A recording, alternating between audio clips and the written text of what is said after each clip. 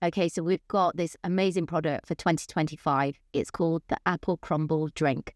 You can either use apple juice in it or you can use apple cider, either or. It works very well. Inside the boxes, you have our spice bags, beautiful whole spices in there with vanilla pods running through it.